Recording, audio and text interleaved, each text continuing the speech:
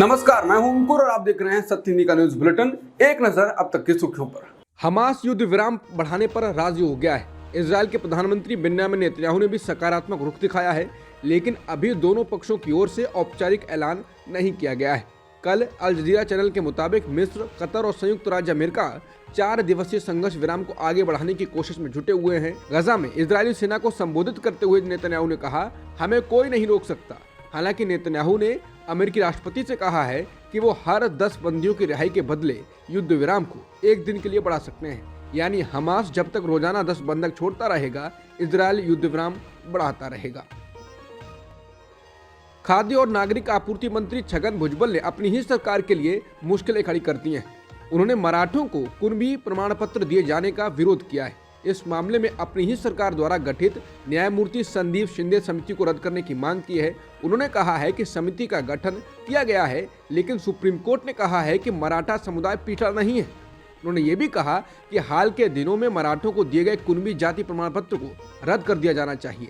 Chhagan Bhujbal NCP यानी अजित पवार समूह से हैं और वो ओबीसी समुदाय से आते हैं। राज्य के खाद्य और नागरिक आपूर्ति मंत्री छगन भुजबल रविवार को हिंगोली में ओबीसी समुदाय के महाएलगर मेलावा में बोल रहे थे। तेलंगाना में बीजेपी के राज्य प्रमुख और सांसद जी किशन रेड्डी ने कहा है कि उनकी सरकार बनी तो हैदराबाद का नाम बदलकर भाग्यनगर रखा जाएगा। उन्होंने समाचार एजेंसी एनआई से कहा कि हमारे मुख्यमंत्री योगी जी और हेमंत बिस्वा जी पहले ही बता चुके हैं कि हम सत्ता में आए तो हैदराबाद का नाम बदल देंगे। आपको मालूम है कि क्षेत्रीय पार्टियों ने मद्रास का नाम बदलकर चेन्नई कर दिया, कलकत्ता बदलकर कोलकाता कर दिया, बॉम्बे का नाम बदलकर मुंबई किया गया, राजपथ का नाम हमने कर्तव्य पथ किया। हैदराबाद का नाम क्यों नहीं बदलना है? कौन है हैदर? किधर से आया है हैदर? हैदर का नाम जरूरी है क्या? भाग्यनगर पुराना नाम है, निजाम के जमाने में नाम बदला गया था। हमारे सत्ता में आने के बाद हम हैदराबाद का नाम भाग्यनगर करेंगे। केंद्रीय गृह मंत्री अमित शाह ने तेलंगाना में कहा कि कांग्रेस के विधायक चीन की वस्तुओं की तरह हैं, जिनकी कोई गारंटी नहीं है, वो कभी भी बीआरएस में जा सकते हैं। इसी खबर को ट्वीट कर वरिष्ठ पत्रकार रवीश कुमार ने कहा है कि अमित शाह का व्यंग सबसे अच्छा होता है। 15 लाख के वादे को जुमला कहकर निकल गए प्रधानमंत्री मोदी, उसे आज तक झेल रहे हैं। अब अमित शाह चीनी माल किसे कह रहे हैं? असम के मुख्यमंत्री भी कांग्रेस से बीजेपी में आए हैं। केंद्रीय मंत्री ज्योतिरादित्य सिंधिया भी कांग्रेस से बीजेपी में आए। उनके साथ कितने ही विधायक लाए गए और शिवराज सिंह की सरकार बनी। क्या इन सभी को अमित शाह का बयान बुरा लग सकता है?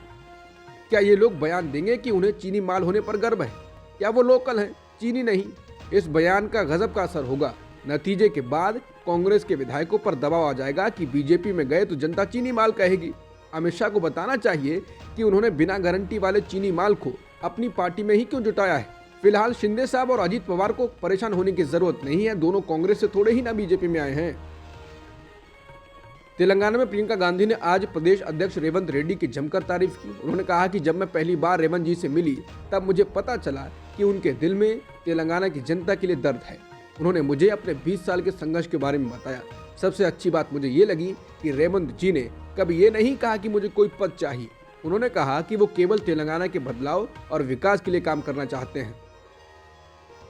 चुनाव आयोग ने केसीआर सरकार को झटका देते हुए सोमवार 27 नवंबर को रायतू बंधु योजना के तहत रबी फसलों के लिए किसानों को वित्तीय सहायता देने की अनुमति वापस ले ली है। तेलंगाना के एक मंत्री ने चुनाव आचार संहिता के प्रावधानों का उल्लंघन करते हुए इसके बारे में सार्वजनिक घोषणा की थी। चुनाव आयोग ने कहा कि इस योजना के तहत तब तक किसी पैसे का वितरण नहीं किया जाएगा जब तक कि तेलंगाना राज्य में सभी चुनावी प्रक्रिया पूरी नहीं हो जाती। बता दें 24 नवंबर को चुनाव आयोग ने राज्य सरकार को 28 नवंबर से पहले रायतू बंधु योजना के तहत राशि वितरित करने के लिए हरी झंडी दे दी थी।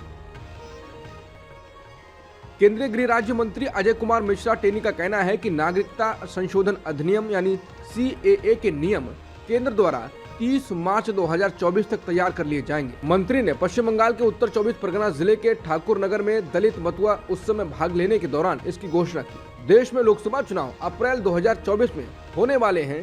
केंद्रीय मंत्री मिश्रा ने वार्षिक रास उत्सव में कहा, मैं आश्वस्त कर रहा हूं कि मतुआ समुदाय के सदस्य अपनी नागरिकता नहीं खोएंगे, वो सभी सुरक्षित हैं।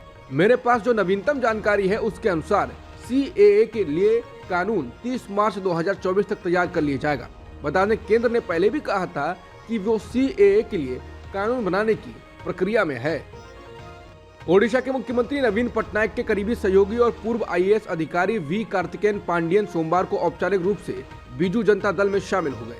पांडियन मुख्यमंत्री, मंत्रियों, विधायकों और वरिष्ठ बीजेडी नेताओं की उपस्थिति में पार्टी में शामिल हुए।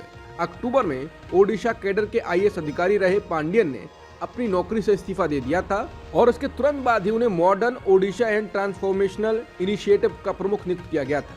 ये पद कैबिनेट मंत्री के स्तर का था। इसके बाद ही चर्चा तेज हो गई थी कि पांडियन राज्य के मुख्यमंत्री नवीन पटनायक के राजनीतिक उत्तराधिकारी हो सकते हैं। संसद का शीतकालीन सत्र 4 दिसंबर से शुरू होगा। ये 22 दिसंबर तक चलेगा। इस सत्र के शुरू होने से पहले 2 दिसंबर को सर्वदलीय बैठक बुलाई गई है। संसदीय कार्य मंत्री प्रहलाद जोशी ने कहा कि सत्र में 19 दिनों में 15 बैठकें होंगी। टीएमसी सांसद महुआ मोइत्रा के खिलाफ कैश फॉर क्वेरी आरोपों पर आचार समिति की रिपोर्ट सत्र के दौरान लोकसभा में पेश की जाएगी। संसद में लंबित एक अन्य प्रमुख विधेयक मुख्य चुनाव आयुक्त और चुनाव आयुक्तों की नियुक्ति से संबंधित है। मानसून सत्र में पेश किए गए इस प्रस्ताव को सरकार ने विपक्ष और पूर्व मुख्य चुनाव आयुक्तों के विरोध के बीच संसद के विशेष सत्र में पारित करने पर जोर नहीं दिया था। आने वाले सत्र के दौरान आईपीसी, सीआरपीसी और साक्ष्य अधिनियम को बदलने वाले विधेयकों पर विचार किया जा सकता है। गृह संबंधी स्थायी समिति ने हाल ही में 3 रिपोर्टों को अपनाया है। उत्तरकाशी सुरंग में फंसे लोगों को बचाने में अब भारतीय सेना जुट गई है।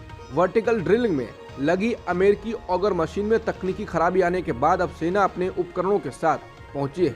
बर्मा मशीन को हटाया गया है क्योंकि ड्रिलिंग करते समय एक धातु के पड़ने से ऑगर मशीन खराब हो गई। कहा जा रहा है कि अब बाकी बचे करीब 10 से 15 मीटर की ड्रिलिंग मैनुअली यानी हाथ से की जाएगी। धार्मिक स्थलों पर लगे लाउड स्पीकर को लेकर पुलिस एक बार फिर एक्शन में आ गई है। लखनऊ, कानपुर समेत प्रदेश भर में स्पेशल डीजी प्रशांत कुमार के निर्देश पर सोमवार सुबह अभियान चलाकर पुलिस ने लाउड स्पीकर को उतरवाकर अपने कब्जे में ले लिया। हालांकि लाउड स्पीकर को उतरवाने के दौरान पुलिस को सहयोग मिला, शांति से कार्रवाई की गई। खबर के मुताबिक पुलिस टीमें सोमवार सुबह गश्त पर निकली। कार्रवाई के लिए पुलिस की टीमें सुबह 5 बजे गश्त पर निकली और मस्जिदों से लाउड स्पीकर उतारे गए। हालांकि इस दौरान पुलिस को पूरा सहयोग मिला। पुलिस ने लाउड स्पीकर उतारने की कार्रवाई पूरे उत्तर प्रदेश में एक साथ अंजाम दी। फैजाबाद के उत्तर थाना, दक्षिण थाना, रसूलपुर और रामगढ़ समेत 1 दर्जन जगहों से लाउड स्पीकर उतरवाए गए। राजधानी लखनऊ की मस्जिद के साथ ही गाजीपुर क्षेत्र में कई जगहों पर यह कार्रवाई की गई। कानपुर में भी गोविंद नगर और नई सड़क समेत कई क्षेत्रों में मस्जिदों से लाउड स्पीकर हटाए गए। उत्तर बांदा और चित्रकूट में कई मस्जिदों से लाउड स्पीकर हटाए गए। फरुखाबाद में पुलिस ने 37 जगहों पर से लाउड स्पीकर की आवाज कम कराई और 9 स्थानों पर से लाउड स्पीकर हटाए गए। इसके अलावा ललितपुर में भी 3 मस्जिदों से लाउड स्पीकर उतरवाए गए। कन्नौज में करीब 20 मस्जिदों में कार्रवाई की गई। तेज लाउड स्पीकर की आवाज घटवाई गई। फतेहपुर में 14 लाउड स्पीकर हटवाए गए। 21 स्थानों पर आवाज कम कराई गई। मलेशिया भारत और चीन के लोगों के लिए बिना वीजा के एंट्री देगा और इन दोनों देशों के लोग 30 दिनों तक वहां बिना वीजा के रह सकेंगे। 1 दिसंबर से ये नियम लागू होगा। समाचार एजेंसी रॉयटर्स के अनुसार देश के प्रधानमंत्री अनवर इब्राहिम ने रविवार देर रात पीपुल्स जस्टिस पार्टी कांग्रेस को दिए गए एक भाषण के दौरान ये घोषणा की। हालांकि उन्होंने ये नहीं बताया ये नियम कितने लंबे समय तक लागू रहेगा। बांग्लादेश की क्रिकेट टीम के कैप्टन शाकिब अल हसन चुनावी राजनीति में कदम रख रहे हैं। देश की सत्तारूढ़ पार्टी अवामी लीग ने उन्हें उनके गृह जिले के मगुरा एक सीट से संसदीय चुनाव लड़ने के लिए चुना है। ढाका ट्रिब्यून के अनुसार अवामी लीग के महासचिव ओबैदुल कादर ने रविवार को एक प्रेस कॉन्फ्रेंस में ये घोषणा की। इससे पहले बांग्लादेश के पूर्व कप्तान मुशर्रफ मुर्तजा ने पिछले चुनावों के दौरान नरेल से चुनाव लड़ा और जीतकर सांसद बने। अब तक की सुर्खियों में इतना ही। बाकी खबरों के लिए बने रहिए सत्यहिंदी.com के साथ।